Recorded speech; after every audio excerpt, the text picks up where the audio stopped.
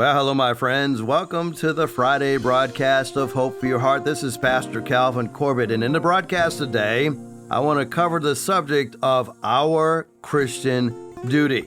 Now, you've probably heard this story.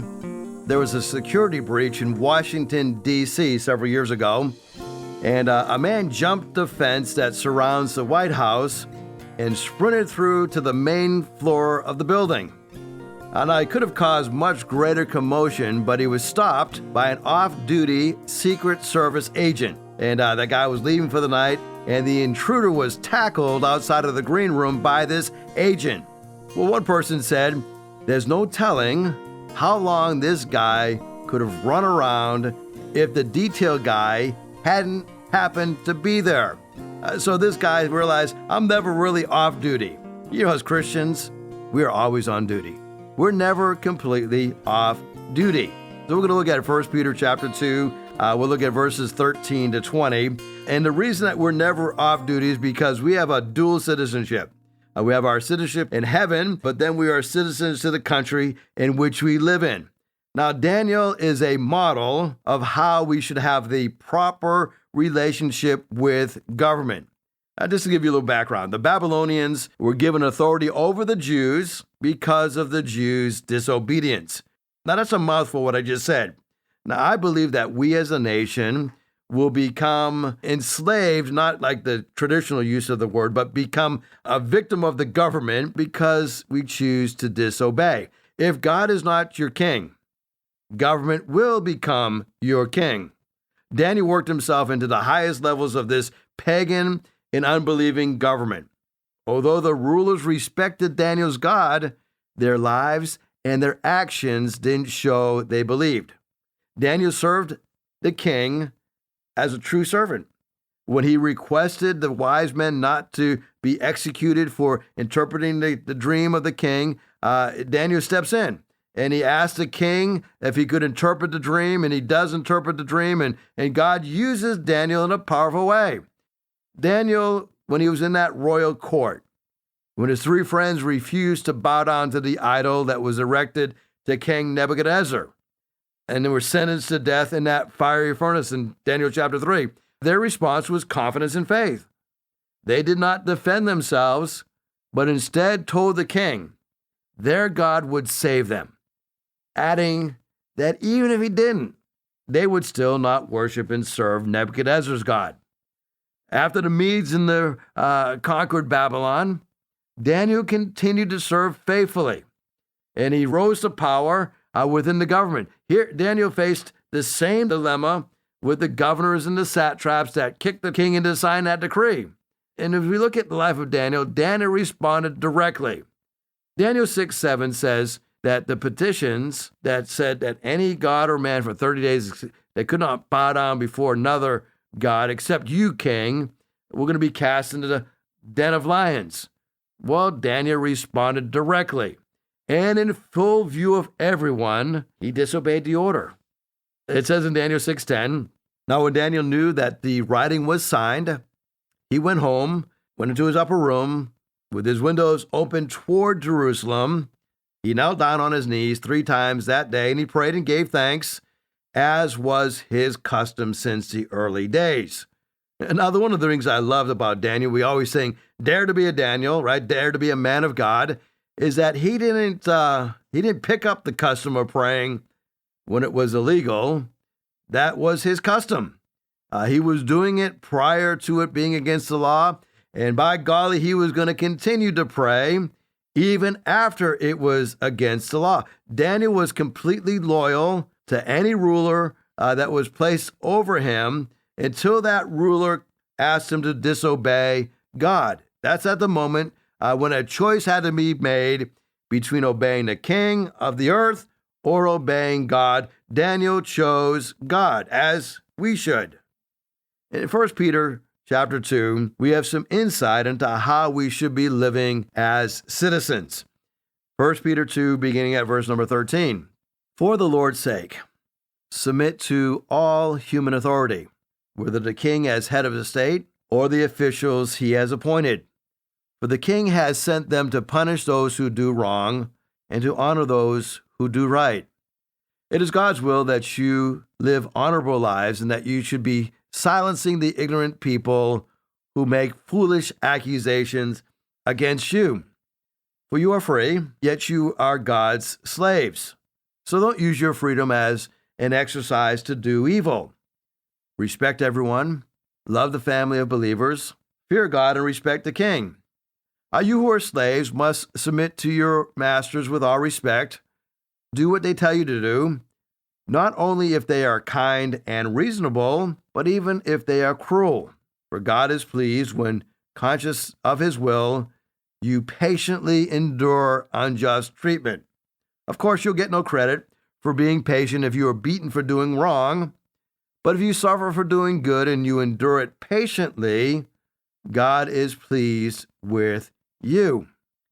Well, we learn from this passage that we honor God by honoring and submitting human authority, the Christian duty.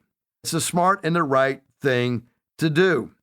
So first of all, we learn that we honor God and we submit to authority. Now, Peter is not the only one to weigh in on this. Paul weighs in on this in Romans chapter 13, and he says, "Let everyone be subject to the governing authorities, for there's no authority except that which God has established." And Paul goes on to say that the authorities that exist have been established by God.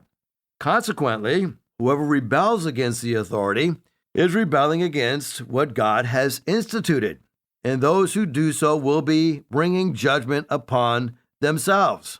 Pay to all what is owed. Taxes to whom taxes are owed, revenue to whom revenue is owed, respect to whom respect is owed, honor to whom honor is owed. So here Paul and Peter agree that we're to honor God, we're to submit to authority. You know, Christians have a history of obeying those who are in authority over us. Now, as we look at this, it's not that we always obey and always honor. We honor and obey except when there's a conflict between what God requires us to do, if it conflicts with what government requires us to do. I was reading an article entitled 2,000 Years of Christians and Epidemics. And two of Jesus' most famous teachings are, love your neighbor as you love yourself, greater love is no man than this, that he should lay down his life for his friends, and then the essential to honor God, to obey God with all your heart, soul, mind, and heart. So as we look at these teachings, here's a brief overview of Christians' responses to pandemics. As all historians attest, Europe's first hospitals were built by the early Christians. The purpose of these European hospitals built by Christians was to provide care during times of plague, on the understanding that the negligence that spread disease further was, in fact, murder. In other words, Christians says, we're going to build these hospitals and they're going to care for people in the times of plagues or pandemics, because to not do so would be an act of murder. So there was the plague during the 2nd century that killed off 25% of the Roman Empire. Christians cared for the victims and offered spiritual modeling during the midst of the plagues. During another plague in the 4th century, there was a pagan Roman emperor, Julian, who complained about the Galileans taking care of people who did not agree with their beliefs. Church historians tell us that Christians, they would do good, and they would not merely just for their own household, that they would do good for the households of those in whom they disagreed. We could go on and on. As we look at the bubonic plague, 1527, when the bubonic plague reached Wittenberg, Germany, Martin Luther did not flee the city, like many did, but stayed to minister to his fellow citizens. His daughter Elizabeth soon died from the disease. In a tract entitled, Whether Christians Should Flee the Plague, Luther wrote, "We die at our post. Christian doctors cannot abandon their hospitals. Christian governors cannot flee their districts. Christian pastors cannot abandon their congregations. The plague does not dissolve our duties. It turns them to crosses on which we must be prepared to die. Now, you talk about a high level of commitment. There it is, that we are to honor God by reaching out and blessing others. We are to submit to authority. That is the Christian's duty. Let me give you the second point. The Christian's duty is to free us from evil and to be a slave to God. We are set free. We're free from evil because we've been born again. We're no longer slaves of sin. Now we are slaves to God. The gift we receive in this wonderful joy that we have is to understand that now we have been set free from sin. Romans 6:22. We have become slaves of God. The benefit you reap leads to holiness. The result is eternal life. Paul said to young Timothy, 1 Timothy chapter 2, verses 1 through 3. First of all, then, I urge you that supplications, prayers, intercessions, and thanksgiving be made for all people, for the kings who are in high positions, that we may lead a peaceful and a quiet life, a godly life, and a dignified life in every way. This is good and is pleasing in the sight of God. So we are to honor those who are in authority. We're to flee from evil because we are slaves of God. And then number 3, we are to respect everyone and to love the believers. Even those that we disagree with, there's a certain level of respect that we have for them. Although we may not experience that respect from them, we are told to be devoted to one another in love.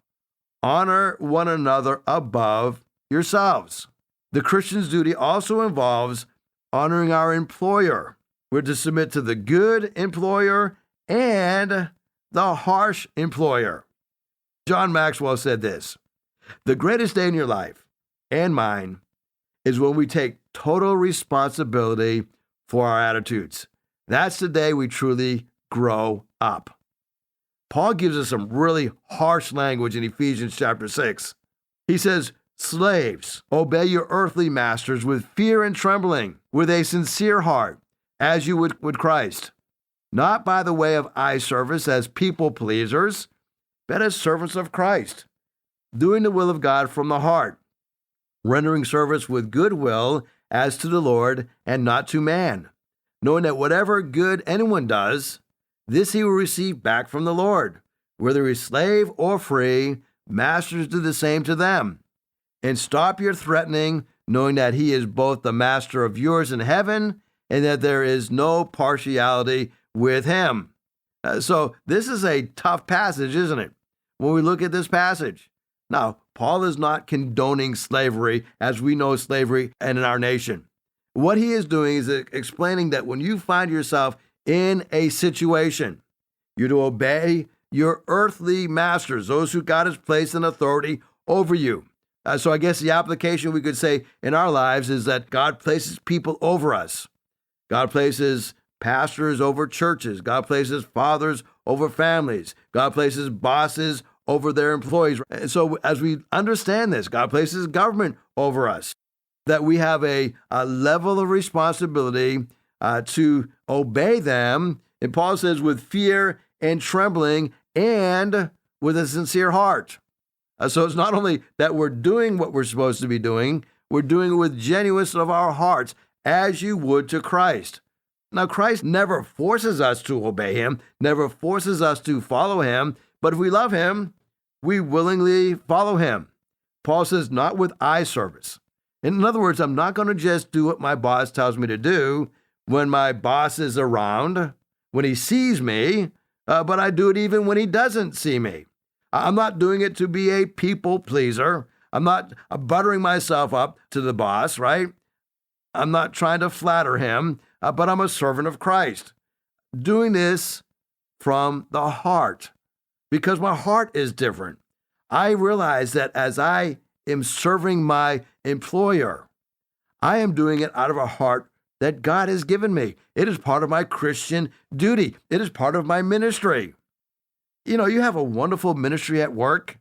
So as Christians, we ought to be the hardest working people at our jobs. Our boss ought to look at us and say, man, those Christians, I don't necessarily agree with them, but they are hardworking. They are good for the company. They're good for the organization. Knowing that whatever good anyone does, that you receive back from the Lord. You may be saying, well, my boss hasn't given me the raise that I think I deserve. Listen, the goodness that you receive back is from the Lord. God will repay you. God has no partiality with how he treats people. So as we think about this, there is our duty and there is government's duty. God has placed us in a position that government is given the responsibility to punish and protect from evil. Now, as I read this passage in Romans chapter 13, you may be scratching your head a little bit and says, well, I don't see this happening necessarily in our government. But I want you to know that this is how God has planned it. Romans 13, 3-5. Rulers are not a cause of fear for good behavior, but for evil. So rulers are to punish evil. You should be fearful if you do the right thing. Unfortunately, sometimes governments get misconstrued and they get off track. Paul says, do you want to have no fear of authority? Do what is good, and you'll have the praise from the same. For it is a minister of God to you for good.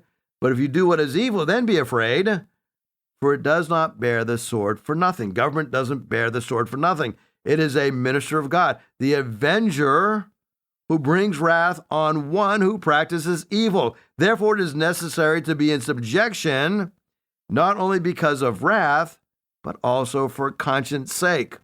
So Paul outlines here that government should be set up to punish evil and to protect us from evil.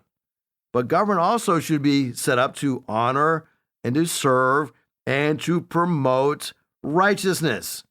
Psalm 9, 7-8. The Lord abides forever. He has established his throne for judgment.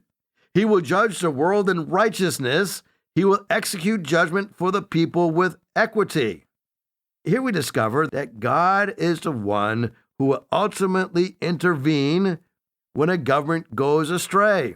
He abides forever. Governments will come and go, but God abides forever, and he will execute judgment on those who don't judge well.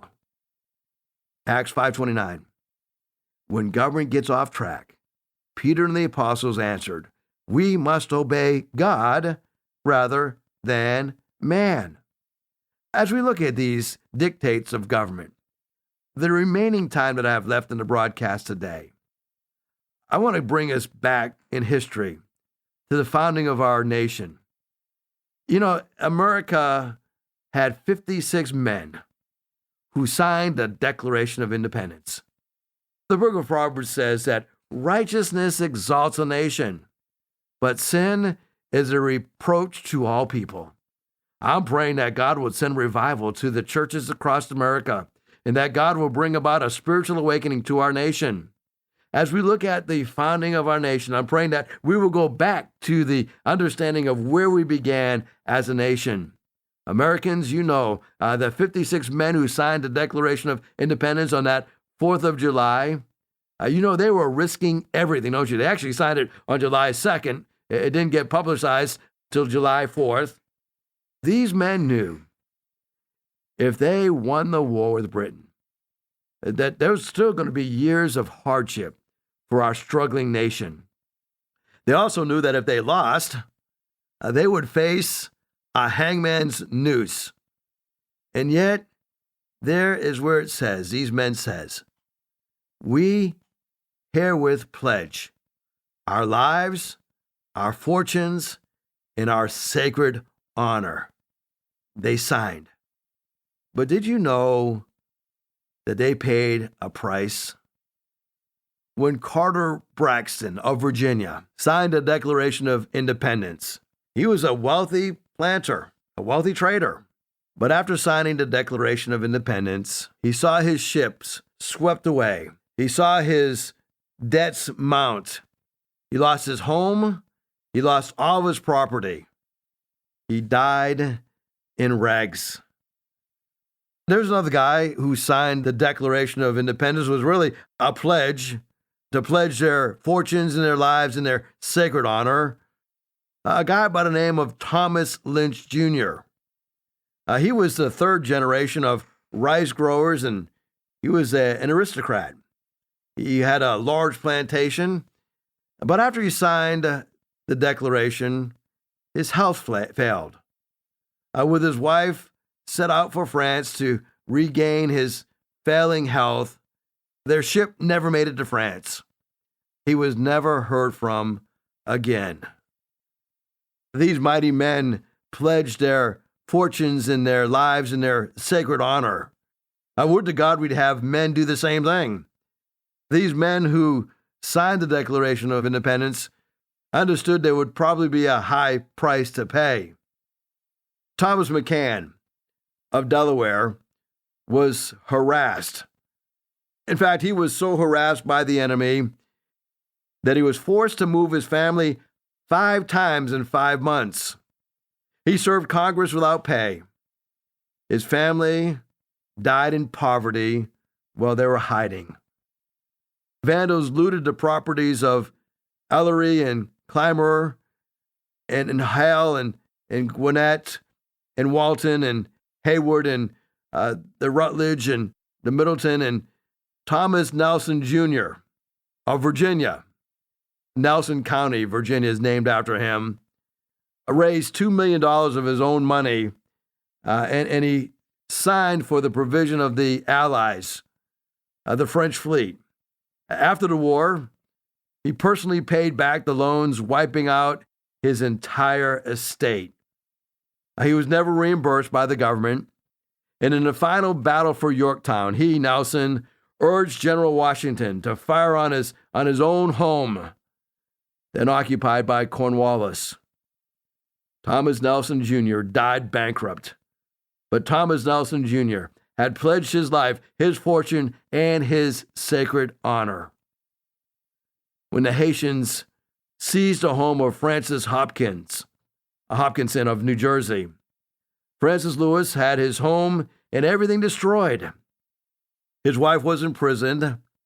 She died after being incarcerated for just a few months. Richard Stockton, who signed the Declaration of Independence, pledging his life and his very fortune, was captured, mistreated, and his health was broken to the extent that he died at age 51. His entire estate was pillaged. Thomas Hayward Jr. was captured when Charleston fell. John Hart was driven from his wife's bedside while she was dying. Their 13 children fled for their lives in all different directions. His fields and his gristmill were laid waste. For more than a year, he lived in the forests and the caves and returned home after the war to find his wife dead and his children gone, his properties gone. He died a few weeks later of exhaustion and a broken heart. Lewis Morris saw his land destroyed, his family scattered. Philip Livingston died with a few months of hardships of war. John Hancock, history remembers best due to a quirk of fate, that great sweeping signature attesting to his vanity, towers over all the other signatures on the Declaration of Independence. He was one of the wealthiest men in New England. He stood outside Boston one terrible night in the war and said, "Burn Boston, though it makes John Hancock a beggar, if the public good requires it." He too lived up to the pledge. Of the 56 signers of the Declaration, few were to live long. 5 were captured by the British and tortured before they died. 12 had their homes from Rhode Island to Charleston sacked and looted, occupied by the enemy and burned. 2 of them lost their sons in the army. 1 had 2 sons captured. 9 of the 56 died in the war from its hardships. As we look at the Declaration of Independence, these men were men of means. They were rich men, most of them who enjoyed a life of ease, but they gave over their prosperity for the freedom that was born. when I think about the cost that they paid. Our Constitution was made, according to John Adams, only for a moral and a religious people. It is wholly inadequate to govern those of others. I want to pray that our nation will come back to God. Lord, bring us back to you. Send a great revival and a spiritual awakening so we may get back to the foundation of our nation. If you'd like to hear this broadcast again, you can have a free download at buzzsprout.com/1890557, or you can listen on Amazon, Spotify, Google Podcast, and Apple Podcast. Hickory Ridge Community Church is located at 3320 Battlefield Boulevard South in Chesapeake, Virginia. Sunday service times are 9 a.m. and 10:30 a.m. We'd love for you to join us. For more information, go to hrcc7.org. And remember, no matter what you're going through, in Jesus Christ there is always hope for your heart.